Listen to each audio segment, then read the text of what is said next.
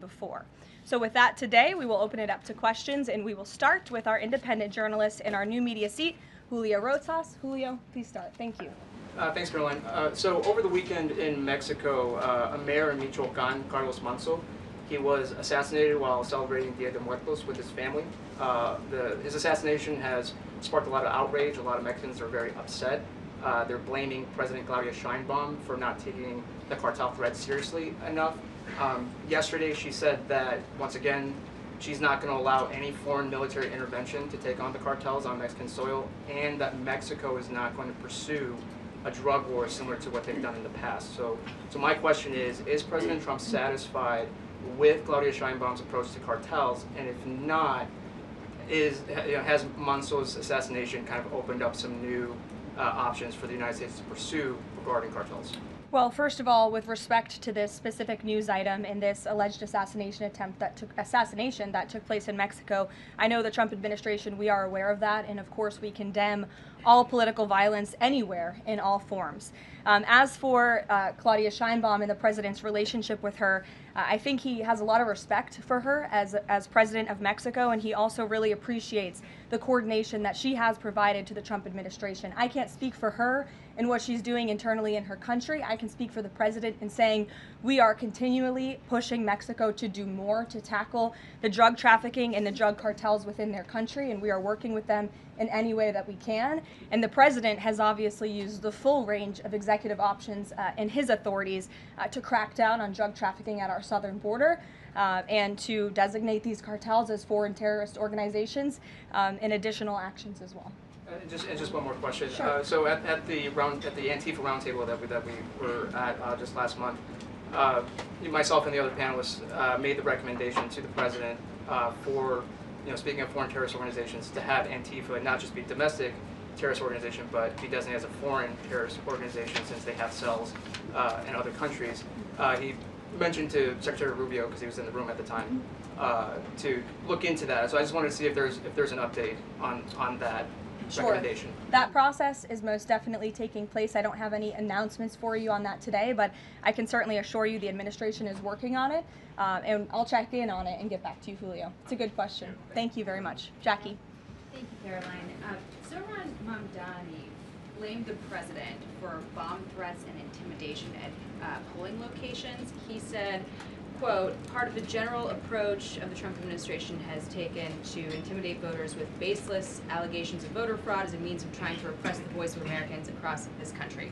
I want to give you a chance to respond to that. Yeah, I saw those comments from Mamdani. I think they are completely irresponsible, and they are based on zero evidence. And I think this is just another example of how the Democrat Party unfortunately stands for nothing. All they stand against is President Donald Trump.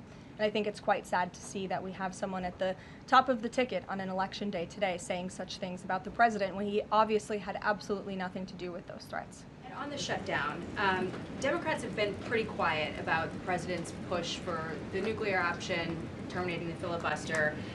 Is there any concern around here that Democrats might actually want Republicans to get rid of the filibuster so that one day, when they're in power again, the door's already open for them to pack the Supreme Court, give statehood to D.C. and Puerto Rico, make mail-in balloting permanent, those kinds of things? I think the president has been very realistic and strong in his position on the filibuster. He's been very vocal about it. I just spoke to him about it. He feels really strongly about this. Republicans need to play tough and they need to play smart. That's how the president feels. And we know that Democrats, if they are ever given a chance at power again in this city, they will absolutely take away the filibuster from the United States Senate. In fact, you had 49 Democrats who already voted to do this before. The only reason it did not move forward was because you had 2 Democrats who are no longer in office because they were run out of town by the far left radical base of their party. And so President Trump is quite clear on this. He wants to see Republicans move as many good pieces of legislation for our country forward in the next 3 years of his administration as they possibly can, and the filibuster is one means to doing that. I talked to Johnson and Thune about it. I know that they had both voiced some opposition. Have there been any conversations with them? He has. He's made his position to them very clear, both publicly and privately. Ouija. Can you help clear up some confusion about SNAP benefits? Because Sure. The president just posted that they will only be given out when the radical left Democrats open the government. and not before. But just yesterday, the administration said it would comply with a court order to expend the full amount of SNAP contingency funds by end of business day yesterday. So did the administration distribute that money or defy that court order? No, the administration is fully complying with the court order. I just spoke to the president about it. The recipients of these SNAP benefits need to understand it's going to take some time to receive this money because the Democrats have forced the administration into a very untenable position. We are digging into a contingency fund that is supposed to be for emergencies, catastrophes, for war. And the president does not want to have to tap into this fund in the future, and that's what he was referring to in his Truth Social post. So the Department of Agriculture, as for the latest SNAP payment in the judge's order, put out guidance to states today on how to get that money to the recipients of SNAP. But it's going to take some time. The best way to get the full amount of SNAP benefits to those beneficiaries is for Democrats to reopen the government. So to anyone who is a SNAP beneficiary at home who needs that assistance, and the president was just saying, this is for people who are truly needy, who need food, who need this assistance from the United States government. Democrats are holding it up and making it difficult for the administration to get those payments out the door. So if you are at home and you want your SNAP benefits, call the Democrats and tell them to reopen the government. Blocking that contingency fund for the future if this shutdown lingers on? Look, the president does not want to have to continue to dip into a contingency fund that doesn't even have enough money, by the way, to fund the full program. It takes $9 billion to get the full scale of the benefits out the door. This contingency fund only has about $5 billion in it. So again, Democrats need to reopen the government so we can get these benefits out the door for people who truly need them. Kate. Thanks. The president suggested that if Mamdani wins, that he would cut federal funding to New York. How much funding would be impacted? What would be impacted there? Well, look, we won't get ahead of the election results, nor will I speak to what the president may do in the future. We'll see how tonight goes, and then I'll let him speak on it further. And why did the administration exclude Democratic lawmakers? Last week there was a briefing about U.S. strikes on alleged drug trafficking boats. Why were those Democrats excluded? The administration has briefed Congress on these matters 8 separate times, and Democrats have been included in those briefings. In fact, I know that Secretary Rubio will be on Capitol Hill tomorrow to brief the Gang of 12, which includes Democrats as well. So the president's made it very clear, if senators want to understand the administration's operations against narco-drug traffickers, we are very happy to speak with them about that, and we will continue to do so. But we've been incredibly transparent. As I said, there's been 8 briefings on this topic, with the 9th coming tomorrow. Rachel. Thanks, Caroline. There's been some reporting out there about the possibility of furloughed workers not getting back pay. We know that the president signed that bill into law in his first term. Does the administration guarantee that all furloughed workers will get back pay? This is something we are very much open to discussing with Democrats as part of the discussions about the continuing resolution to keep the government open, and it's something that Republicans are talking with Democrats about right now. I won't get ahead of those negotiations or discussions. That's a possibility that may not happen, even though it's law. I just said Republicans in the White House are very much open to discussing this with Democrats. And just one last question. As this government shutdown now drags on, about to make history as the longest government shutdown in American history, can you talk about what the president is personally doing to try to see an end to this? He's pushing Republicans to keep voting and to keep opening up the Senate floor to vote for the clean continuing resolution. He had the Senate Majority Leader and the House Caucus Leader, Hakeem Jeffries, here at the White House to talk about this in the very early stages, to give them a chance to come to their senses and avoid this entire government shutdown at the very beginning. And they chose not to. And I think it's been very clear to everyone in this room and to everyone across the country that the Democrats are playing partisan politics with our United States federal government. And all Republicans have wanted to do for the last 35 days is reopen the government. That has been the president's position since day one. It is his position today on day 35.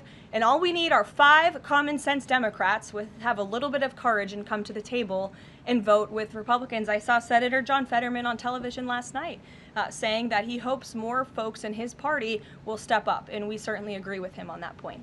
Sure.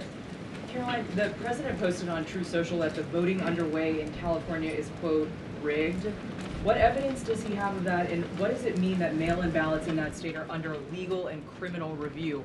By whom and why? And also, in this vein, does the White House still plan to issue an executive order banning mail-in voting, and what legal authority do you have to do that? The White House is working on an executive order to strengthen our elections in this country and to ensure that there cannot be blatant fraud, as we've seen in California with their universal mail-in voting system. It's absolutely true that there's fraud in California's elections. It's just a fact. It is just a fact. They have a universal mail-in voting system, which we know is ripe for fraud. And if you want to deny that, I'm happy to provide you all of the evidence for it. I'd be glad to send that to you after this briefing. Rigged. Fraudulent ballots that are being mailed in the names of other people, in the names of illegal aliens who shouldn't be voting in American elections. There's countless examples, and we'd be happy to provide them. As for executive action the White House is taking, yes, we are looking into that. And like any executive order, of course, any executive order the president signs is within his full executive authority and within the confines of the law. Stephen. Thank you, Caroline. I've got two questions I'd like to ask you about New York, but first I'd like to ask you about breaking news from the Attorney General. She revealed just about an hour ago that the Biden Justice Department seized President Trump's official first-term phone and subpoenaed his private phone records. Do you have a reaction to that? And also, do we know if they actually got those private call records? I saw the Attorney General's post on that. For additional questions, I would refer you to the Department of Justice, but I think this is just further evidence of the egregious overreach and weaponization of government that took place under the previous White House against then former President and now President Donald J. Trump. It was a clear effort by the Biden White House and the Biden DOJ to go after the president, and this is just further evidence of that. On New York, we've seen the president's messages that he's put out, but could you describe how he's feeling as a New Yorker watching this election? Well, the president is a New Yorker and he loves New York. It is his home. He talks about that all of the time, and he's made his thoughts on this election quite clear, I think, himself. In the back, yes, go ahead. Thank you. Over the weekend, there were reports. I was going to you in the green, but go ahead and then you can have your question. Thank you. Over the weekend, there were reports that President Trump was due to host President of Syria, Ahmed al-Shara, on Monday. Do you have any preview for that meeting? Is he expected to invite him to join the U.S.-led anti-ISIS coalition? I can confirm that that meeting will be taking place here at the White House on Monday, and this is part of the president's efforts in diplomacy to meet with anyone around the world in the pursuit of peace. And as you know, when the president was in the Middle East, he made the historic decision to lift sanctions on Syria to give them a real chance at peace. And I think the administration, we've seen good progress on that front under their new leadership. And so he will be here at the White House on Monday, and I'll let the president speak further on it on Monday. Yes, go ahead. Thank you, Caroline. I was just curious, you had mentioned there that President Trump, as we know, has been speaking with Republican leaders in Congress about reopening the government. Is he involved in any other negotiations, and is he prepared to sign something if a deal does come out by the end of this week? On top of that, with SNAP benefits, does he have any authorities or considering any authority there to release more funds to help people who are desperately needing these benefits? So look, I think I've already answered the question on SNAP. We're complying with the court's order, and we're getting that partial payment out the door as much as we can and as quickly as we can, but it's going to take some time because, again, this is a prorated payment that we're tapping into a contingency fund for. The best way to get those payments out the door is for Democrats to reopen the government. But yes, the president is in constant communication with his friends on Capitol Hill. They know, they call, he answers, he picks up the phone. He's a very transparent president in that way. And as soon as the Democrats pass the clean continuing resolution, President Trump will be here to sign it. Michael. Thank you, Caroline. President Trump has threatened to go into Nigeria guns a-blazing if Nigeria's government does not stop the killing of Christians in that country. Has the White House heard back from Nigeria's government on this threat? As the president stated, Michael, if the Nigerian government continues to allow the killing of Christians, the United States will immediately stop all aid and assistance to Nigeria and may take action to wipe out the Islamic terrorists who are committing these horrible atrocities, especially against innocent women and children. I don't have any further announcements on that for you today, but I can assure you the President of the United States is watching this situation unfold very closely, as is our Secretary of State, Marco Rubio. Caroline, President Trump has endorsed Andrew Cuomo in New York City's mayoral race. He has not by name endorsed Winsome Sears in Virginia's gubernatorial race. Why is that? Look, as you know from this podium, I'm quite limited in what I can say with regards to ongoing political elections. I think the president has spoken for himself and what he wants to see take place in these elections today. Lalit. Thank you. I would like to ask you about India-U.S. relationship. What is President's thoughts on the future of India-U.S. relationship? I'm sorry, Lalit, can you repeat that? What is President's thoughts on future of India-U.S. relationship? I think he feels very positive and strongly about it. As you know, he recently, a few weeks back, spoke to Prime Minister directly when he celebrated in the Oval Office Diwali with many high-ranking Indian American officials here at the White House. We have a great U.S. ambassador to India in Mr. Sergio Gore, who will represent our country very well. And the president and his trade team continue to be in very serious discussions with India with respect to that topic. So I know the president has great respect for Prime Minister Modi, and they speak pretty frequently. Thank you. Hi, yes. The air traffic controller crisis ongoing. Secretary Duffy said he will now start to cancel on ground flights next week to maintain safety. Should people fly next week given this new information, and is the administration encouraging people to stop flying altogether and look at alternative transportation modes? The administration is encouraging Democrats to reopen the federal government so this chaos and disruption to our air traffic control system in the United States of America stops. It is ridiculous that we have even gotten to this place and that the Democrats have continued to shut down the government with 35 days, our air traffic controllers continuing to work unpaid, every single major airline in our country coming out and begging the Democrats to please reopen the government. And you had a Democrat staffer who was quoted, I believe in Politico a few weeks back, saying, short of planes falling out of the sky, we are not going to reopen the government. That is a reckless and dangerous statement from someone who didn't want to put their name on that statement, but we know it came from the Democrat Party, and I think we're very clear. We want to reopen the government so we can resume travel in the safest and most efficient way possible, especially as we head into the busiest travel season of the month. We have Thanksgiving in a few weeks, and so Americans across the country need to make it very clear to their Democrat representatives that we want this government to be reopened so we can resume safe and efficient travel. Fran. Thanks, Caroline. As of last I checked, the president still had not commented on the death of former Vice President Dick Cheney. Is the White House involved in the funeral arrangements in any way? Does the president plan to speak at the funeral? Has he spoken to anyone in the Cheney family today? And does the White House have an opinion on whether or not the former vice president should lie in honor or state in the Capitol? I don't believe the White House is involved in that planning, or at least hasn't gotten to it yet. I know the president is aware of the former vice president's passing, and as you saw, flags have been lowered to half staff in accordance with statutory law. Jasmine. Thank you. Back on the question of the filibuster, how much political capital is President Trump willing to expend to get Republicans to do what he's asking? I mean, will we see him at the Hill? Will he be calling folks over here? What exactly is President Trump planning to do outside of these true socials and maybe some of these private conversations to get Republicans to fall in line? Look, I think you'll see.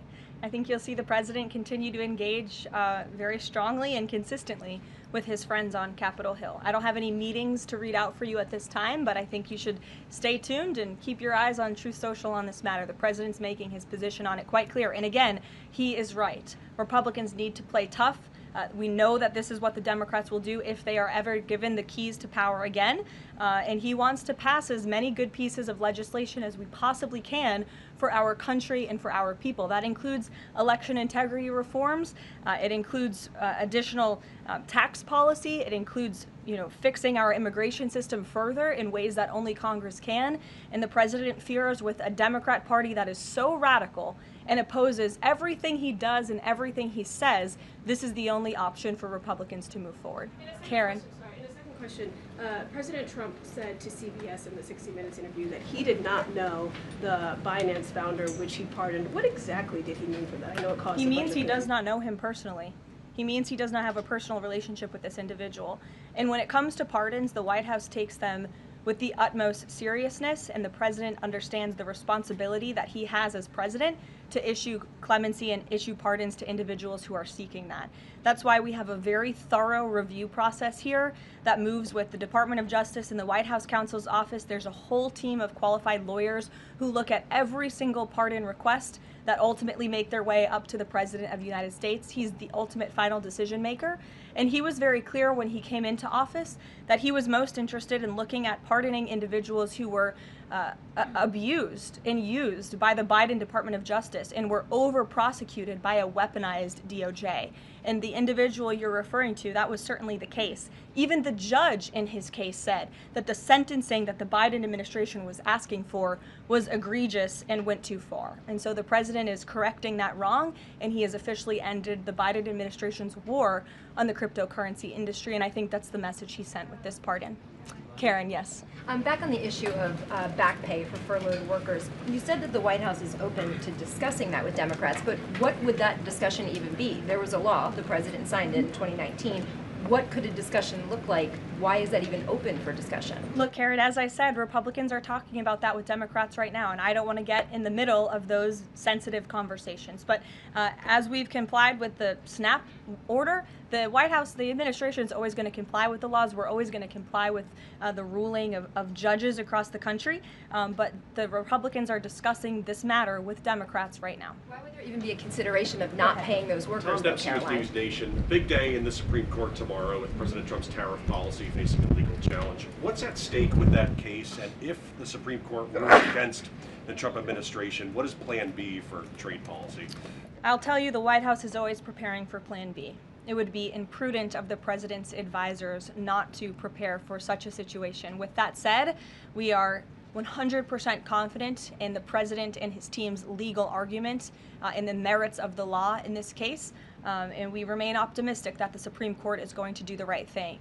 The importance of this case cannot be overstated. The president must have the emergency authority to utilize tariffs. Look at what President Trump has been able to do with the leverage and the power of tariffs. He's been able to sign peace deals all over the world and end global conflicts and literally save lives. He's been able to bring in trillions of dollars of investments into our country. In fact, this year alone, we are going to cut the deficit by $600 billion, namely because of the president's effective use of tariffs. And the president strongly believes that economic security is a matter of national security, and tariffs have a lot to do with that. And this case is not just about President Trump. It's about the use of this emergency authorization for tariffs for future presidents and administrations to come, and we're confident and hopeful that the Supreme Court will do the right thing. Kristen. Why did President Trump get an MRI during his recent visit to Wall Street? Look, as President Trump said, he would inquire with the physicians. I'll check back on that. But as the physical itself stated, Kristen, and as you all know because you were all witness to it, every single day the president is in optimal physical health. This was a follow-up appointment, and we provided a detailed readout of that physical. I'm happy to give it to you again, and I can inquire further. With all due respect, an MRI is a very specific procedure. It's done on a part of the body looking for something specific, so it's not generally part of any kind of routine checkup. And in addition, President Trump has said that he wants to be transparent. He told us to ask the doctors, which we have and have not heard back. Why don't we have more information on this? As I said, I'll check back for you. Go ahead. Karen, can you update us on the mediation efforts this administration is leading in Sudan, trying to achieve a ceasefire there? Sure, yes. The United States is actively engaged in efforts to bring about a peaceful resolution to the terrible conflict in Sudan.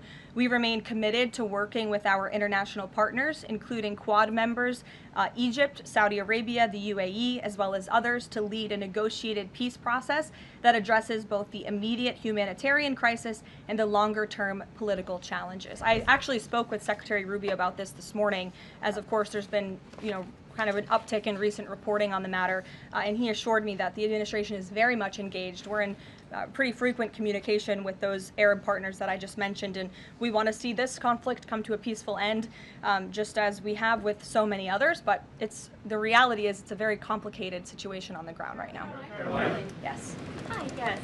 Just trying to go back into the subject of Mexico. Is the Trump administration planning to send U.S. troops to Mexico to combat drug cartels, as reported by other outlets? That's not something I would confirm from this podium if it were happening, so I will not comment on that. Eamon. Thank you, Caroline. Why did the president decide not to go to the Supreme Court tomorrow? He had indicated earlier that he might want to go and attend in person.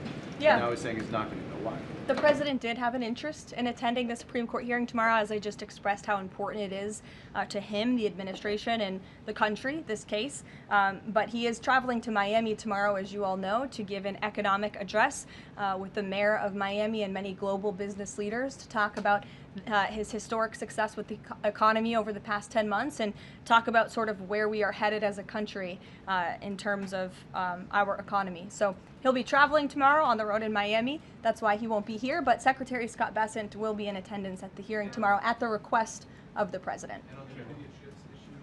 He has said that he doesn't want to export the high-end NVIDIA chips to China, but the Wall Street Journal reported yesterday that there was some question about whether the president would raise this as a possible concession with the Chinese side during his meeting with Xi Jinping.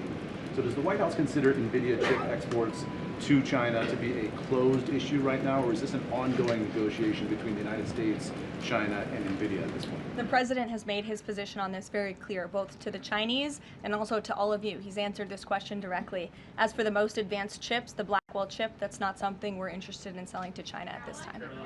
Annie. Does the president think that the results of the Virginia or New Jersey gubernatorial races tomorrow, or statewide races tomorrow, will in any way reflect a voter sentiment towards his administration? Look, Annie, I'm not at liberty to talk about the election results, and I certainly won't get ahead of them. I'm not going to engage in hypotheticals that may or may not happen tonight. We'll have to watch and see. And I'm sure you'll hear directly from the president tomorrow on that point. On Snap, just really quickly, is there anything that prompted the president's tweet this morning? Because it did seem quite different from some of his other communications about Snap. It seemed a little bit out of the left field. I'm just wondering if he had a conversation or if there's anything you're aware of that caused him to decide to, at around 11 o'clock, to send out that message. Look, the president is constantly well read on the news, as you know, and he is very much aware we are in day 35 of a government shutdown in which these SNAP benefits, we're pushing them out the door. USDA put out that guidance to the states this morning. The president was aware of that, and he wants to make it very clear that these benefits are in jeopardy because of the Democrats, and they should just open the government so that we can continue getting these funds out the door in an easier and more efficient way. There's some new reporting that just dropped a few minutes ago that the Trump administration is negotiating with the makers of Ozempic to sell some weight loss drugs for $149 a month. That's according to the Wall Street Journal. Do you have any more information on that? Can you confirm that? I think the president has said himself in previous Most Favored Nations announcements that this is something that the administration has been engaged in and looking into. I won't get ahead of the president on any future announcements, but I will echo his strong commitment to bringing down drug prices in this country. And you've heard it directly from Secretary Kennedy and Dr. Marty Makary and his entire Health and Human Services team, how committed the president is to bringing down the cost of drugs, and we're working with pharmaceutical companies to do that every day. Very quickly, Caroline, on SNAP. I know it's been asked, and I know Ouija asked it, but I want to put a fine point on it. You talked about President's post here, and he wrote that SNAP benefits will only be given when the radical left Democrats open up the government. I understand your previous answers, but as written, how would that not violate a court order as it's written? I've now answered this question several times, Gabe. We are complying with the court's order. We are getting the payments out the door as quickly as we can. USDA sent the guidance to the state. The president is referring to future SNAP payments. He does not want to have to keep tapping in to an emergency fund and depleting it. In the case of a catastrophe in this country, he wants to have those funds preserved, as they should be. And he's made it very clear Democrats should reopen the government. I have one final positive note for all of you. I told you I would keep you posted when the White House would resume public tours. Well, I'm pleased to announce the Office of the First Lady has reopened the doors for public tours on Tuesday, December 2nd. There will be an updated route, of course, for guests in light of the ballroom construction that's taking place, but we very much folks look forward to celebrating the holiday season. And the public and members of Congress and anyone who wants to come visit the First Lady's beautiful decorations is welcome to go to whitehouse.gov/visit to sign up for a tour. Thanks, guys. We'll see you tomorrow.